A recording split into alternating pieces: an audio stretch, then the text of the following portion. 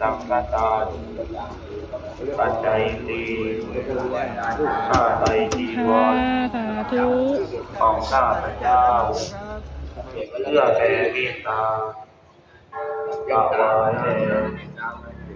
เจ้าฟ้าเราเอติน้ำก็ดีลมก็ดีก็สามารถทำได้โอ้นี่เทียนใหญ่มากเลยนะจุดนานมากเลยนะหลายปีนะใช่เนาะหลายปีมากเลยนะจุดทุกวันด้วยตั้งแต่นี่จะต้นแบบใหญ่ๆเลยนะลำดับก็อยู่ในตำราลำดับก็ในตำราเรื่องรู้ละกันใส่พ่อแม่ครูบาอาจารย์พูดบ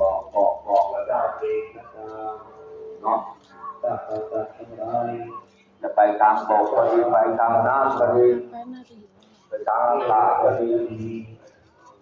พยายามทำคืออย่างพูดอย่างเลยอย่าพูดบ่อยยามในท่านกลางคืนโบราณเขาบอกยามกลางค่ำกลางคืนเขาก็บอกเรื่องบอกร้านว่าอย่าปากออกอย่าปากไวอย่าปากค่อยกลางค่ำกลางคืน